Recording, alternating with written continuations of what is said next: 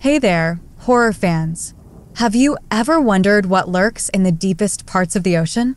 Places where sunlight barely reaches and the pressure could crush you like a tin can? Well, buckle up, because tonight we're diving into the chilling world of deep-sea horror. These aren't your typical ghost stories.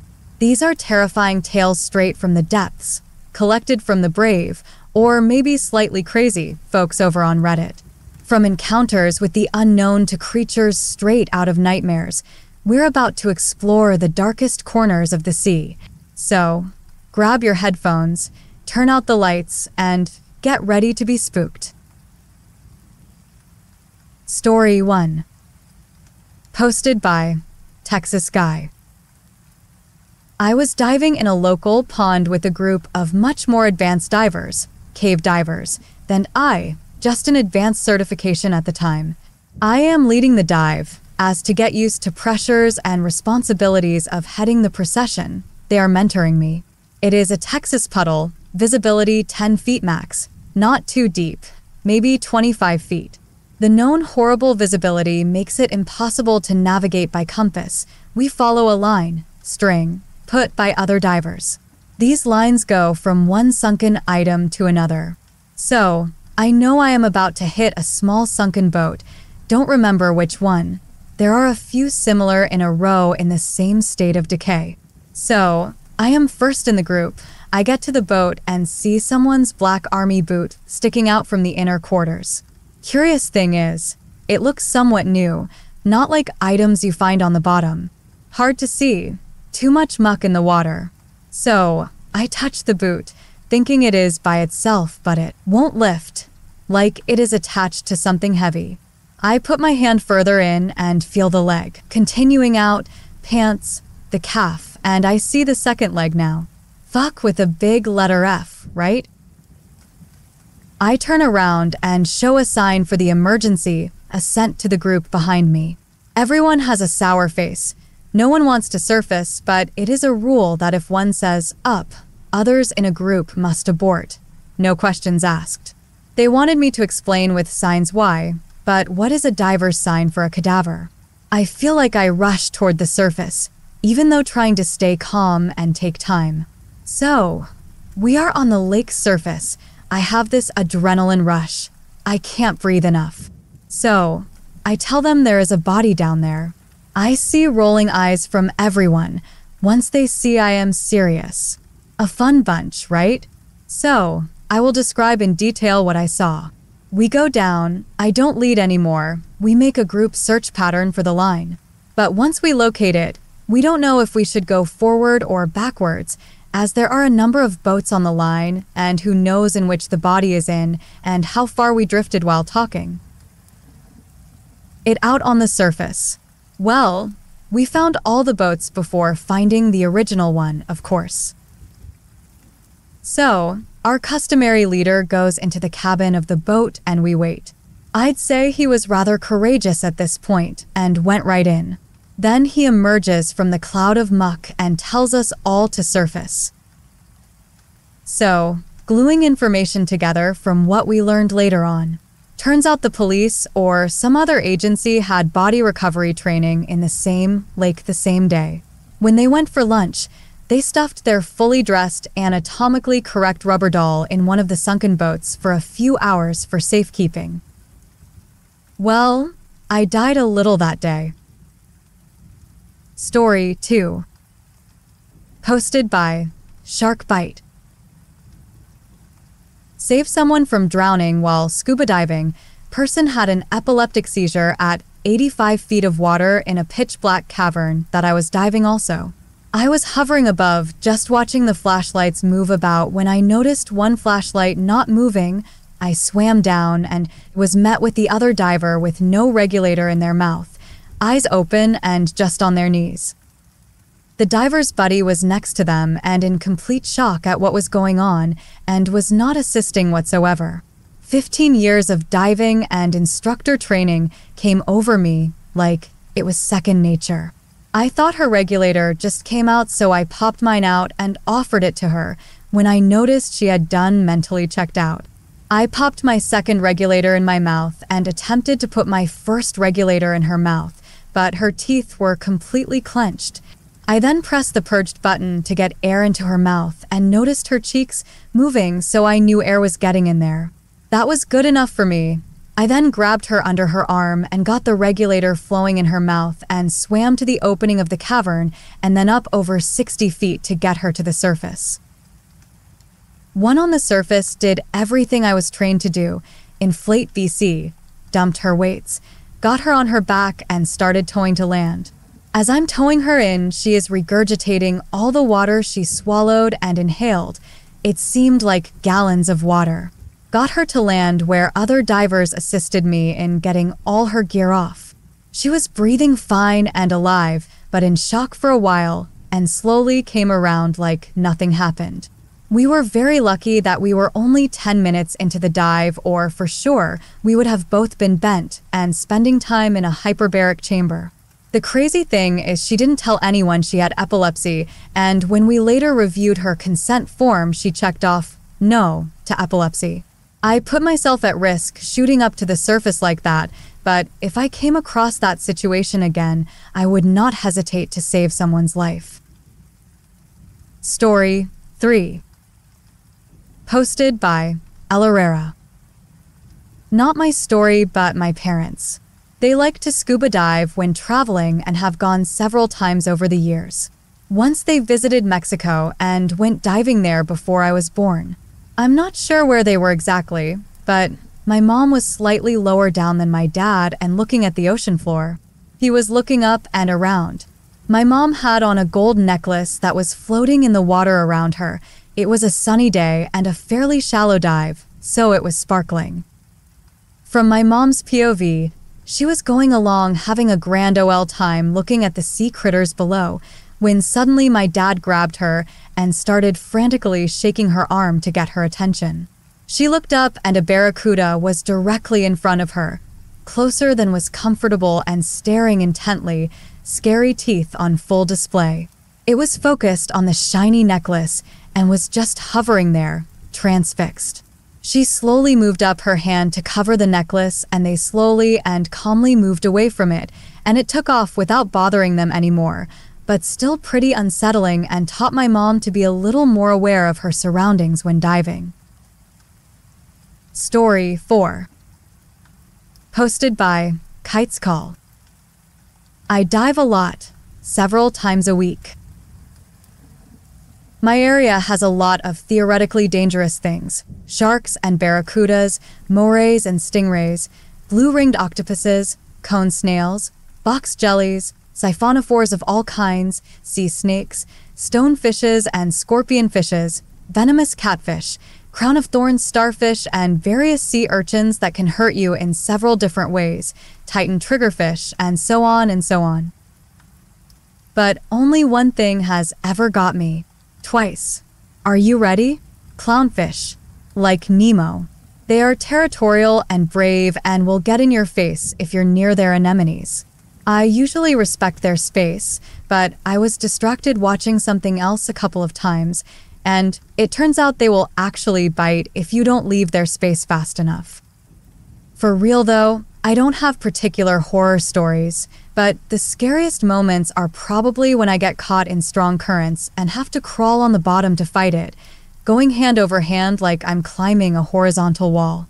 Despite what a lot of people tend to think, especially looking at the daunting list of dangerous animals in my area, sea critters aren't your problem. You leave them alone and it's fine. Sea conditions like waves or currents, and above all human error, are the real killers. Edit. I just remembered an incident that did scare me. It was a human error or equipment failure issue. When you're diving, you want to ascend to the surface slowly. This is because under pressure your blood and tissues can hold more gases, in particular inert nitrogen from your compressed air, dissolved in it than when you're at the surface. And as you ascend to the surface, these dissolved gases have to return to being gases. If you're slow, you just breathe it out as you come up. But if you're too fast, they turn into bubbles of gas in your arteries and veins before they can be vented out.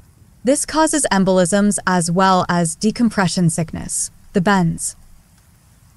I was diving with a friend at about 25 m when her old beat-up VCD, the vest that you can inflate with air to control your buoyancy, started to inflate on its own.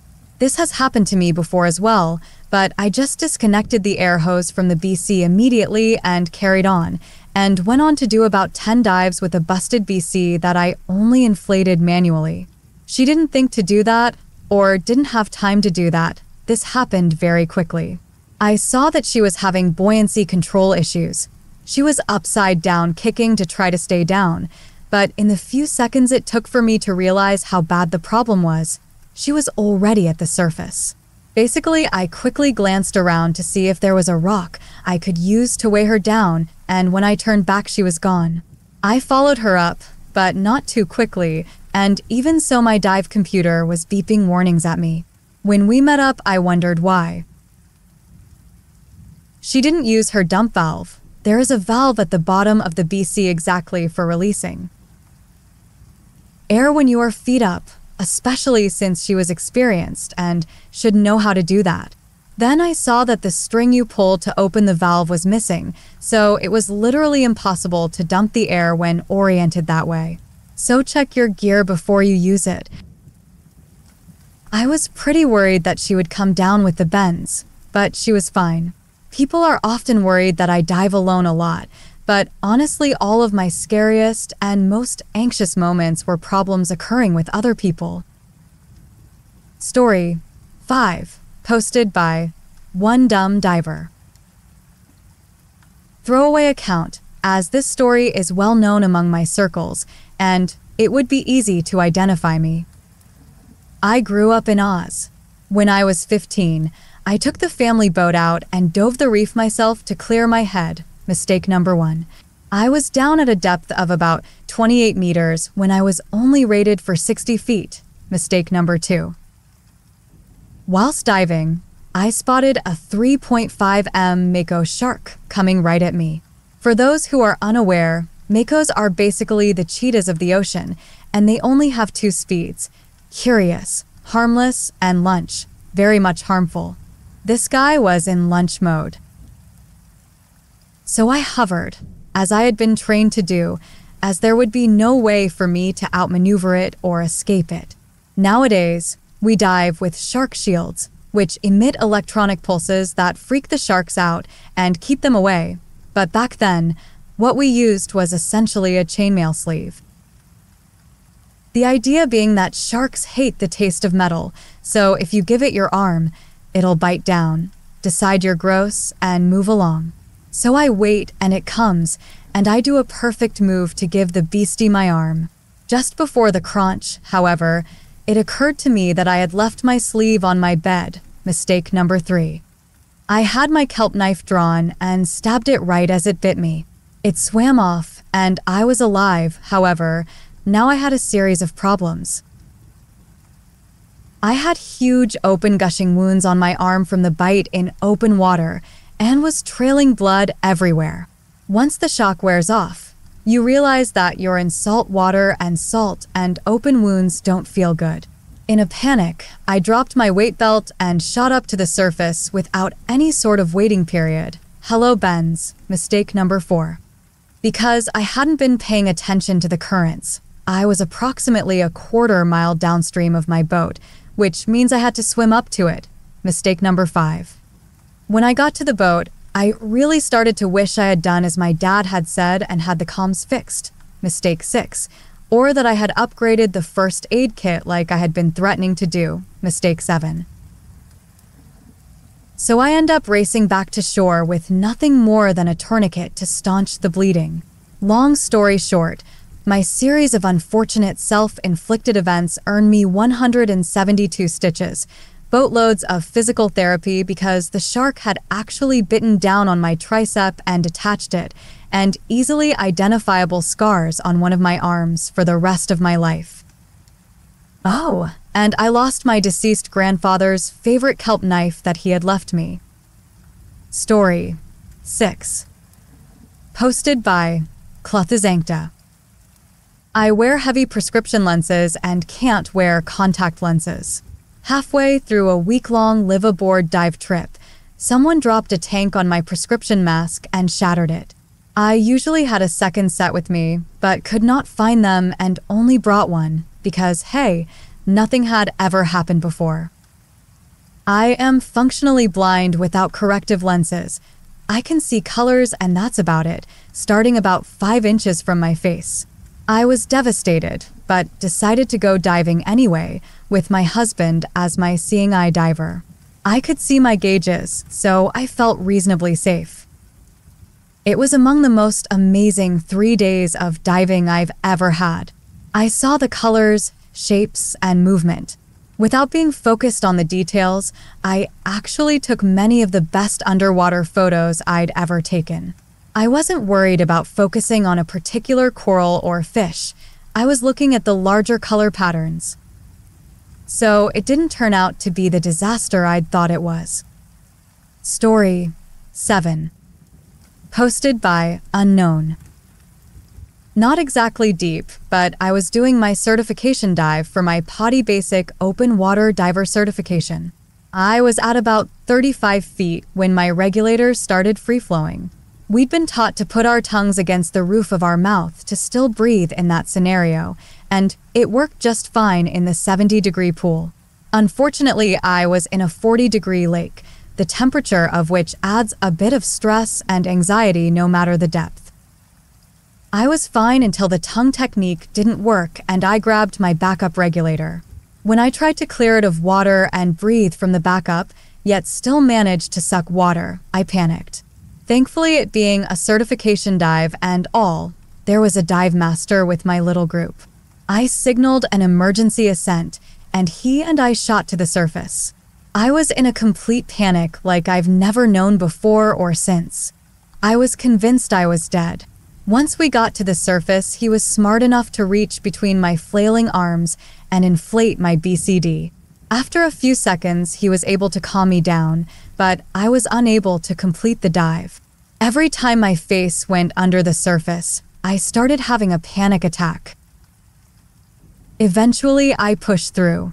Before it was said and done, I got my advanced certification, which involved a dive to 110 feet and a number of other challenges. Unfortunately, after that accident, diving gave me pretty bad anxiety and got to a point where pushing through was no longer worth it. It's been a long time since then, and I'm not sure how I'd react now. Maybe after all this time I'd enjoy it again. Story 8. Posted by MapVC. My family got certified while I was in high school. Our last dive was open water. We decided we would do it on vacation. All other dives were in the States in a pool. Wreck dive about 200 yards offshore. Not sure why, but Mom's tank went empty way faster than everyone else's while we were out at sea. She didn't realize it until it was... We surfaced and started swimming back. But she panicked. She was an experienced swimmer and snorkeler, but she couldn't handle it with the other scuba gear. We whistled for help, and the locals thought we were just being tools. Didn't realize she was struggling. We kept her up and got her back. Finally, about 50 yards out, they realized we were towing in a diver in distress. Everything turned out okay. I haven't been scuba diving since. My brother went on to become a dive master. Sorry, not really a deep-sea dive. Story 9.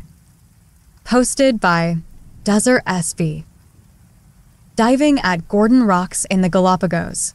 We had hoped to see hammerhead sharks that frequent the area. This is a pinnacle surrounded by deep water and strong currents. Our guide had us hold onto the rocks and wait to see who came by. While we were waiting, a group of 10 reef sharks were circling above us, while 2 logger moray eels were popping their heads out a few feet away, opening their mouths, letting us know they mean business. Needless to say, I was a bit nervous and burning through my air at a rapid rate. Suddenly, a group of dozen hammerhead sharks came into view. We had not really discussed what we would do. The guide motioned for us to follow, and the next thing I know, we are swimming with the school of sharks.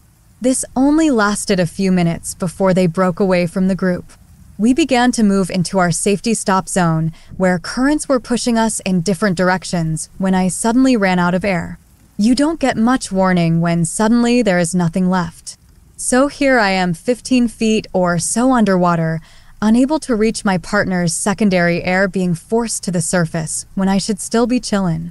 At least the second time I ran out of air, there was user error on my wife's part, anniversary dive, and I was able to get to the secondary air and get back to the surface safely. Oh, and then there was the time diving Bloody Bay Wall in the Caymans, where there is a 5,000-foot drop, and my partner was narked out and kept going deeper, nearly exceeding the recreational limit of 120 ft or so. If I had not grabbed her, she might still slowly be falling into the abyss. Diving is super fun. Story 10. Posted by Unknown. Not deep sea, only around 40 feet in the lake behind a dam in Michigan. My dive buddy and I bought some equipment from a sergeant on the Air Force Base, and we were testing it out. My first clue should have been the fact that this sergeant's dive buddy was his wife, and neither one had an octopus on their rig. Their tanks had a type of valve called a J valve. The way it works is that it works normally until there's about 500 psi in the tank, then shuts off your air. You then push a rod on the back of the tank to reopen it and start your ascent. We descended to the bottom, and my buddy headed off. Our dive plan was to follow the edge of a weed bed to a big stump that always had a bunch of fish chilling under it during the day. And then my regulator stopped giving me air. I had breathed all the way out, every single molecule gone from my lungs, went to breathe in, nothing. Tried again, and no air. I remember the J valve and push the rod. I feel it chunk into place. Try to breathe in again, nothing. I had panicked once before in my life as a child, and I felt the exact same sensations rising again. It was like there was a small animal in my brain clawing to get out. I had enough presence of mind to pray, "Please, Lord, help me stay calm and get out of this." A sense of calm immediately washed over me. Thoughts flashed through my mind, but not in a panic. And as they did, just on instinct, or by divine inspiration, I pulled on that regulator one more time. And I got a little bit of air. I tried again, and got just a bit of air again. I swam to my dive buddy, who had realized I wasn't following, signaled "no air," surfacing, and got out of Dodge. That was a Friday. On Saturday, I was in the dive shop. Turned out a spring in the J valve had failed and closed it prematurely in a position where it couldn't reopen.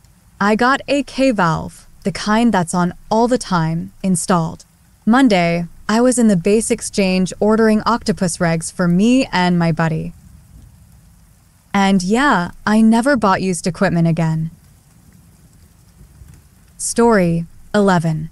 Posted by Unknown. My dad was spearfishing and almost lost his hand, scrotum, and leg to a 300-year-old eel. Some quick backstory: Greek island of Carpanthos 30 years ago, there was a myth of a 323-year-old monster eel. For those that don't know, eels die after they mate, so they live to about 7 months. However, if they don't mate, they will live for an eternity and they will just keep growing. And the locals told my dad where it was, and my dad was like, "Yeah, sure, it's just a myth." He dived down in the area where they told him it lived, and after a few dives, he saw a ginormous octopus, and he thought, oh hell yeah, since it was half his height, and it was definitely the biggest octopus he had ever caught. So he shot it, went to grab it, but it was still alive and latched onto the rock. So it then grabbed his arm and he couldn't swim up. So now he had less than a minute of oxygen left, and he was stuck down at 18 m, not that deep, but definitely deep. And so he took out his knife, slashed between and underneath the eyes of the octopus. He also lifted up the flap of skin covering its brains, and it died after 5 seconds, and then he grabbed it and started stringing it on his belt above his peepee. Well, he looks to his left, and he sees a freaking torpedo of an eel screaming towards him. Eels love octopus, and there is a saying, for every 2 octopus, there is 1 eel. To describe the eel to you guys is hard, but I'll try my best. Imagine a mouth the size of a human head. That was the mouth of the eel. My dad estimates it was about 8 to 13 inches wide and 7 feet long at least. It swam right up to him, opened its mouth and grabbed onto the octopus, and started thrashing at the octopus, and since it was attached to my dad's belt, there was an eel right next to his testicles, hands, and legs. He unclipped his belt. He dropped everything. His gun, his stringer, his float line. He just bolted to the surface, spent a few minutes at the surface before making sure it had left his gear, and he swam down to get his gun and whatnot. He never went back there. But on the same island, he almost blacked out too after he stayed down too long chasing after a fish. By the way, if my dad had lost his balls or if he had blacked out, I wouldn't be here, so I thank that eel every night before bed. Story 12. Posted by Unknown. When I was getting my open water diving license, we had to practice emergency procedures for if we found ourselves to be out of air. Now I was having buoyancy issues during the dive, and so had wasted quite a lot of my air by dumping it from my buoyancy vest. When we got to the bottom, around 10 meters or so, the instructor signaled to my buddy and I that I was to simulate being out of air. So there's a few hand signals you're supposed to do, like slicing your throat with your finger, etc. So after grabbing the instructor's shoulder and having their alternate air supply in my mouth, we do the necessary hand signals and do the simulated slow and controlled emergency ascent, stopping halfway to avoid the bends, although at the depth we were, I'm pretty sure that step wasn't necessary. All is well, and we go back down. It's now my buddy's turn to simulate an emergency ascent. However, as they're getting set up to do the drill, I noticed it getting harder and harder to breathe. I looked at my gauge, and it was completely empty. I was relatively relaxed at this point, since I knew exactly the procedure to follow, having just practiced it.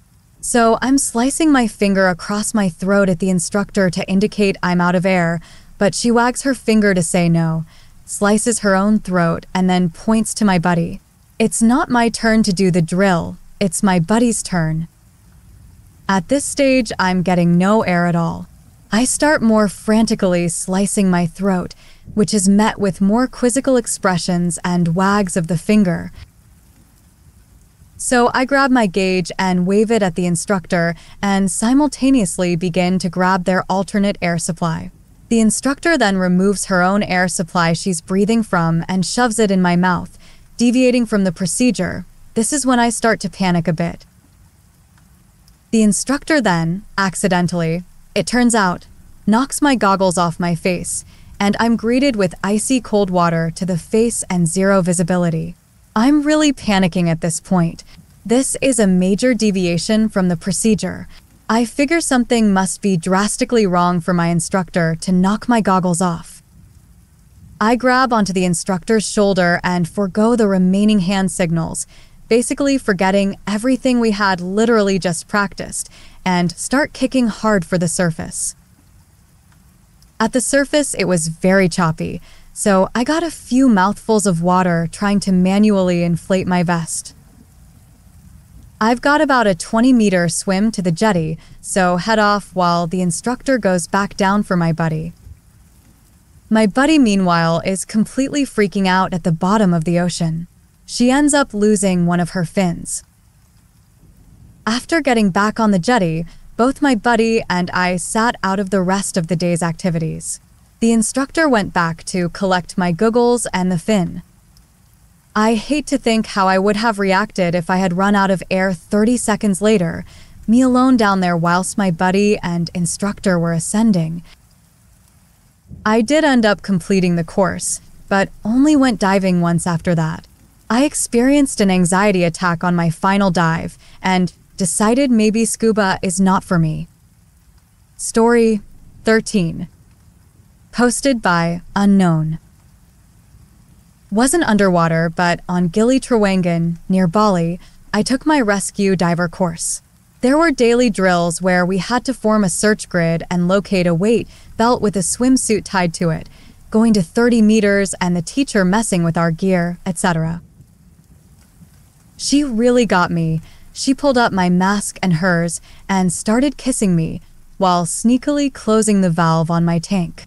As soon as I felt the loss of air, I took her spare regulator, got it sorted, and then turned my air back on and got my mask cleared.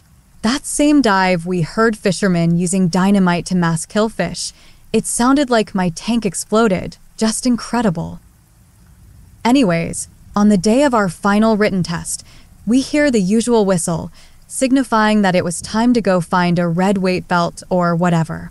We were all complaining, saying the written test was in an hour. This was just too much. Teacher came running up, said come to the beach. There was a crowd of people surrounding a man lying on the sand. We started doing chest compressions, checking airways, etc. We got a boat and took him on a 20-minute ride to the mainland. Then we took him to the hospital, where we were told he had been dead for at least an hour.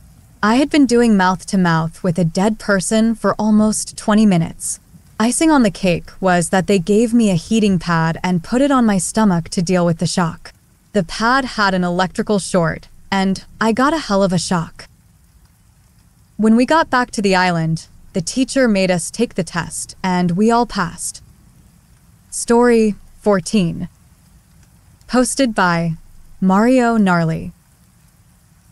Not really deep sea, but deep enough for recreational diving limits, 30m without additional training. Buddy of mine is a very experienced diving instructor and avid traveler. He's taught several friends to dive and then went on extended diving vacations together. This time it was my turn. First, a background. During our training, he emphasized battle-tested skills, practice, practice, practice, because diving can be dangerous. He's seen all kinds of shit, and he wants his friends to be safe divers. Takes all precautions and often makes training harder than it needs to be, just so you get used to diving under stress. During the lessons, he told us many crazy stories to scare us straight.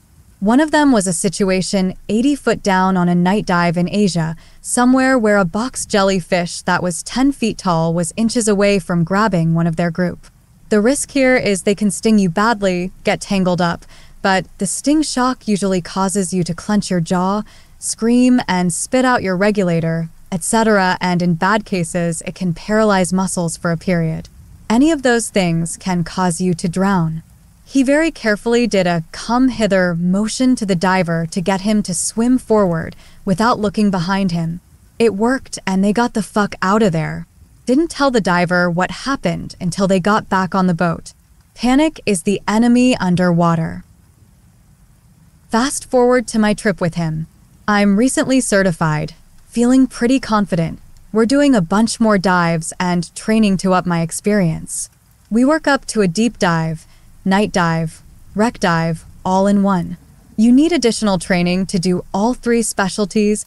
I completed each, and this was my first dive combining them all. I'm super excited. We're diving a sunken oil freighter from WW2 at night. That's at 100-foot depth close to Hawaii. Also, I'm a little nervous as usually you only introduce 1 or 2 new variables each new dive, but this night dive charter only went once a month, and the weather was perfect, so we booked it. So I'm going to have to apply several tactics all at once that will take away from being able to fully enjoy the fun of the dive, but whatever, I'm excited just to get to go. We dive down and the ship is badass. The experience at night only amplifies how cool and kinda creepy it all is. Fuck the ocean is dark at night. You use flashlights and glow stick zip tied to your gear to see. Visibility is challenging, but it's like a rave down there with about 20 of us divers. Your air goes quickly at that depth, maybe 20 to 30 minutes tops for a newer diver like myself, but I'm soaking it all in. My buddy and I are swimming by the ship's mast when I feel a tickle on the back of my neck. Instantly, I think back to that jellyfish story he told me, and I react with a reptilian brain. I pull out my dive knife and I start stabbing at the thing that's tickling my neck. I'm not fucking dying to a spineless ass jellyfish. Forget pointing my flashlight at what it is so I can see it. I just start stabbing the darkness. Clearly not thinking straight or calmly. I'm breathing a little harder, tossing around a bit, and causing a commotion of bubbles. Buddy is just staring right at me. After what feels like forever, but probably was only 20 seconds, I finally get the sense to kick a circle and shine my light on what's touching me. I'm getting prepared to have to go knife to tentacle with this fucking jellyfish, and I see a massive fucking American flag hanging off the ship's mast. It's clearly been there for a while. It looks weathered, but it's got 7 or 8 fresh new holes in the bottom corner. Fuck me. I'm an idiot. I turn to my buddy, shine my light on him, and he's killing himself laughing. He saw the whole thing. He let me sort out my panic because he knew it would be a good lesson for me. I'm an idiot. We finish up the dive, get back on the boat, and have a good laugh on land. Next day, I tell the dive shop I've been diving with the story over a few beers and offer to buy them a new flag. They're killing themselves laughing at my expense and told me not to worry about the flag. The story was worth it. I bought a few rounds for us all to make up for it. I still feel mortified to this day, but it is funny to laugh at now. Story 15. Posted by Cohen V. Not deep sea, still diving, bit late, still gonna tell it. In the summer, I teach at a dive school in the Dutch Caribbean. On the island I work at, there are special zones where boats are never allowed in, even though they are at open sea, just because there are so many divers in the water. Me and another instructor were teaching a family of 5 to dive, so this was the first course. We did our first 2 lessons in the pool to get the basics down and just get familiar with all the gear, and the family was all good. Real easygoing and quickly picking up on stuff. So for our first open water dive, we go to one of the spots boats are not allowed in. It's not too deep, good view and nice corral structure as well. We do some exercises on the seafloor, about 10 meter, 30 feet, deep in a sandy bit with nothing close by the students could destroy by accident. This is just to get everyone familiar with the salt and the elements. Some struggles, but all good in the end. We all have enough air left and decide to go on a little dive deeper the corral in. I saw a kid, about 14, having a bit of trouble and getting uneasy, also showing some signs that they were going to panic, so I stayed extra close to them. My fellow instructor was up front leading the group, and I was in the back with the kid, and all the other students buddy-upped. We do hear some boats and stuff, but you hear that often. They are not in the area, just driving by, until this one rental boat comes in the area, and right at this time the kid starts to get more panicked. So I try to calm them down, which does not work, and the kid tries to go up quite fast. Still at about 10 meters, not good, but not dramatic. So I grab on and do the procedure to try and stop him. Enter the rental boat, zooming right towards us. Fellow instructor is trying to get their attention by pulsing his secondary air to no avail. At this time, the kid is panicking even more, and at some point I do have to let go because of my own safety. Please understand that I have been trying to calm them down for about a minute at this point. So the kid bolts up, and the boat did hit them, just barely missing the propeller. I really was just waiting to see the blood, but luckily nothing. I also bolted up, was at about 5 meters, 15 feet, and checked up on the kid, somehow totally unharmed, not a visual scratch. So I turn around to the boat, which luckily did stop, and all the adrenaline just lets go, and I swear this guy into oblivion. Professional? No. Was it a release for me, ATM? Yes. We of course end our dive right away and go back to the shore. I offered to taxi. the kid to the shore so they don't have to swim, but they wanted to swim and said they were fine. Although this is a good sign, I of course stay right on them. We get to the shore, explain what happened, and the kid goes to the hospital. Minor memory loss, but nothing else.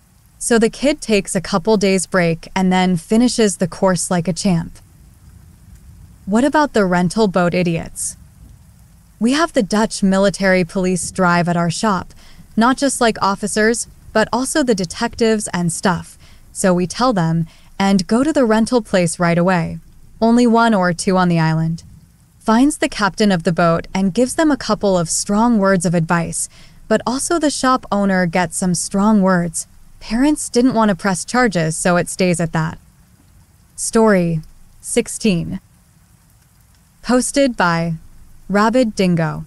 Not a horror story, but a close call. Diving a rather shallow wreck in Cancun, it was under a ripping current. Part of the dive plan was to use a buoy line at the dive site to pull ourselves to depth below the current. Just hand under hand on the line while the current was dragging my body in the direction the current was going. We felt the current completely dissipate at about 40 feet, I'm guessing 13 meters, slowly descending to the wreck, which was visible at this point. Not much to speak of, open sides and hallways. Bulkheads were wide and easy to navigate, and we finished by exiting below the main deck on the starboard side of the bow. I could see the above deck from within through the old support beams. Several schools of fish, several lionfish. It was neat, until I began to ascend and explore from above and look down at the wreck. A 7 to 8 foot Barracuda had called the open bow of the ship home. I swam within feet and did not see it. Oh, another close call. I just remembered that while taking a picture of a flamingo tongue, nudibranch, I had a 7-foot green moray eel swim by my left arm. My dive buddy was watching me and thought I would be bitten. The photo came out okay, but the field of green background was a funny surprise. Edited, couple of errors and some readability issues. I missed it at first. Story 17. I'm a dive master and have been diving for 23 years now. Pretty much nothing really freaks me out at this point, but I've had a few creepy experiences. The worst was actually while freediving near the local harbor. I was just chilling on the surface in fairly low visibility water when I felt something bump into my arm. I looked to my side and it's a clear bag bulging with awful animal guts. Of all the things you'd want bumping into you, this is pretty low on the list. I assume it was thrown off a ship. If that bag had popped, it would probably have caused an actual sharknado. We also regularly night dive here. This is South Africa, so it's not sissy tropical diving.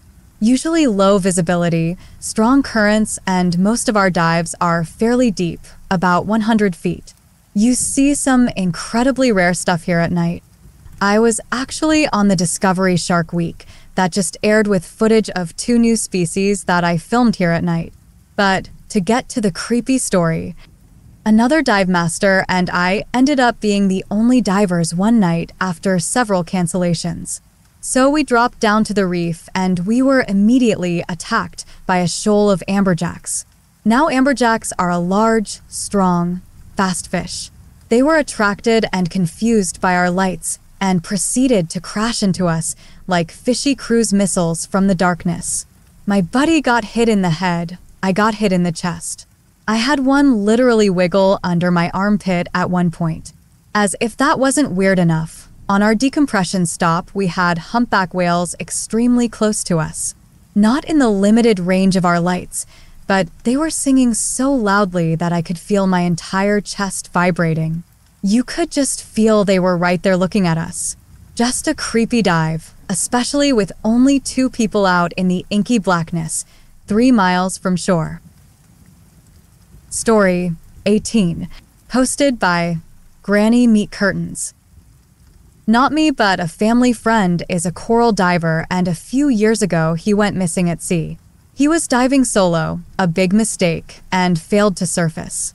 The other crew dived down to see his equipment just sitting on the ocean floor with no sign of him, thinking he'd been taken by a shark. They then returned to the surface and tried looking for him at the surface in case he was floating. The crew couldn't see him because of the late afternoon sun reflecting on the water, and they left without him. He had to drift or swim for about 12 hours to get to an island, getting all blistered and sunburnt to a crisp.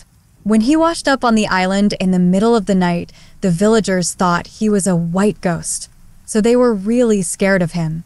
When they finally helped him, it turned out that no one on the island had phone credit, so it was a mission to even try and contact the mainland. He ended up home safe and sound, so there was a happy ending eventually. We found out that the reason he abandoned his equipment was because he found a rare clownfish and was trying to catch it. The equipment was quite heavy and would have restricted movement. He did catch it, and he held on to it for his whole ordeal. When he got back, it lived in a fish tank in his office for a while. Moral of the story: never ever dive alone, no matter how experienced you are. Story 19. Posted by Deco Stop. I live in Australia, and 3 to 4 meter great whites and tiger sharks are not uncommon where we dive. A group of us did a deep dive, 45 m, at a site, and the visibility wasn't great, maybe 5 meters.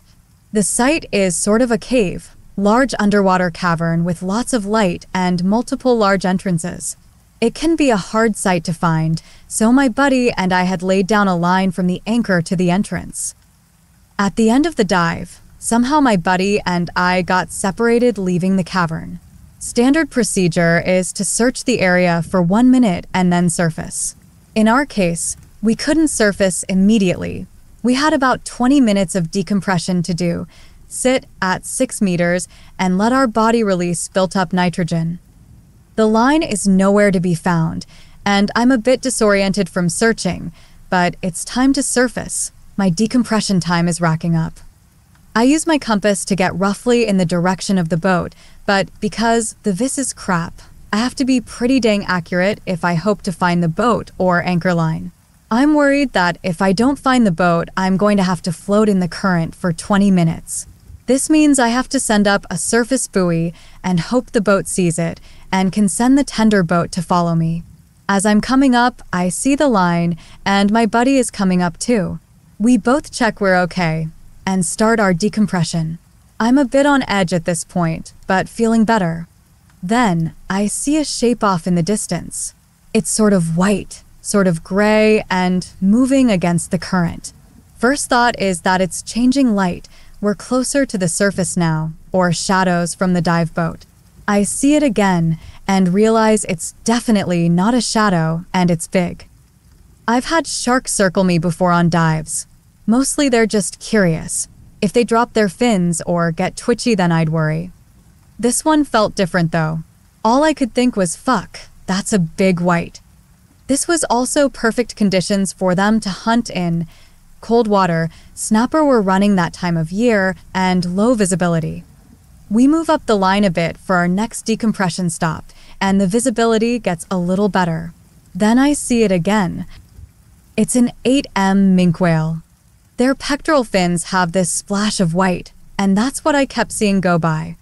Spent the next 15 minutes just watching this beautiful animal do hot laps around our boat. He got close enough you could almost touch him. Story 20. Posted by Bantam W. I'm a longtime scuba diver, instructor or dive master, and ex-commercial diver. I probably have a few horror stories that would make people's hair curl, diving literally in shit, for example, or helping drag a car with a body inside out of the river. But actually the most interesting story happened when I was on holiday in Turkey and diving over there as a tourist. I had a package booked with this little Turkish dive operator who ran out of a boat moored up just off an island. The dive masters seemed to be a good bunch, and as with all places, they took us in for a check dive, which as an instructor, it was a formality. So, Q day 2. This little island is maybe 100 m long, and you could swim around quite easily.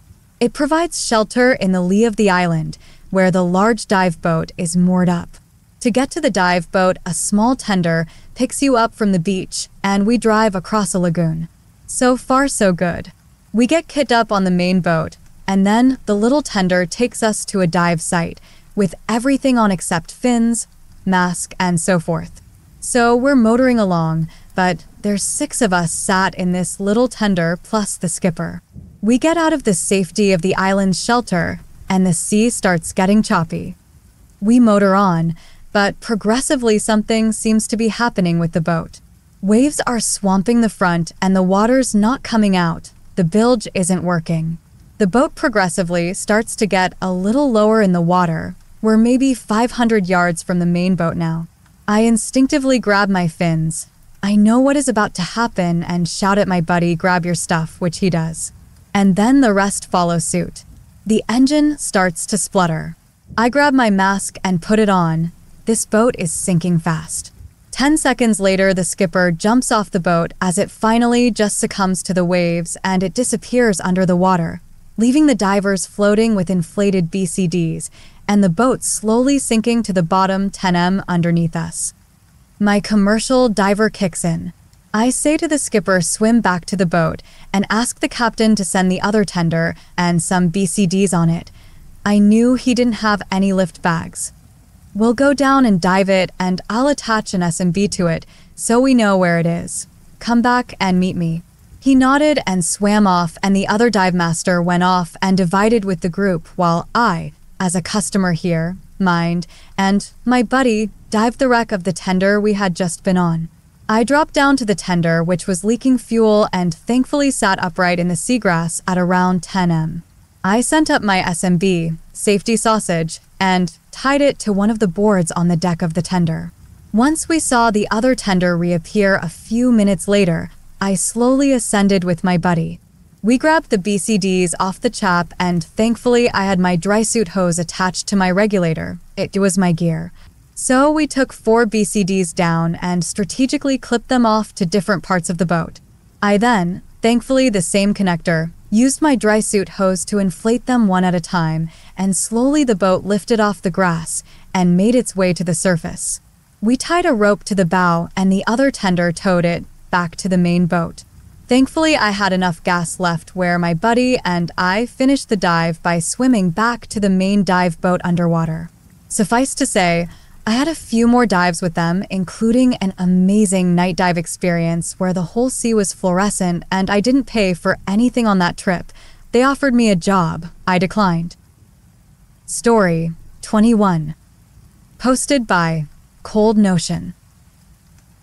In fairness, it wasn't a deep dive, but this one scared the shit out of me for a second.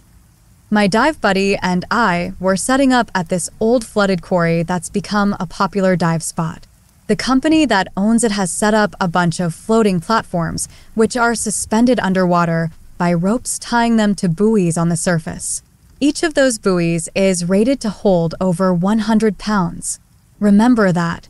So we geared up, walked into the water, and did our final checks when something a little further out in the distance grabs both of our attention. It's hard to explain what it was. Maybe a slight sound, maybe a ripple in the water, but it felt wrong enough that suddenly we were both looking the same way, at one of the pairs of buoys just offshore. And almost as soon as we set our eyes on them, one of the buoys snapped below the surface. What the fuck? My dive buddy said it, but I was thinking it too. The buoys were pretty hefty pieces of equipment, and one had just gotten pulled under the water like a bath toy. In a quarry where the biggest fish were a handful of trout, something was off. Of course, the WDF factor ratcheted up a couple of notches when the buoy returned. Forcefully, the damn thing shot out of the water, easily 6 feet in the air, before landing with a hard slap that reverberated out over the otherwise calm water of the quarry. My dive buddy and I made eye contact, and pretty much instantly we knew our dive plan had changed. We were checking that shit out. Swimming down into the cold quarry water, I couldn't help but notice this was exactly the kind of thing that got people killed in horror movies. Here we were, alone in the murky water, our visibility topping out at maybe 10 feet. As we moved forwards, I couldn't shake the feeling that anything could be right in front of us, just waiting to break through the gloom. Even while my rational brain reminded me that there couldn't possibly be anything down there, my older reptile brain kept on replaying the sight of the buoy sharply dipping below the surface. Yes, for those of you wondering, you can still nervously sweat underwater. As soon as we got to the platform, now sticking halfway out of the muddy quarry floor, the non-horror movie truth was pretty quickly evident.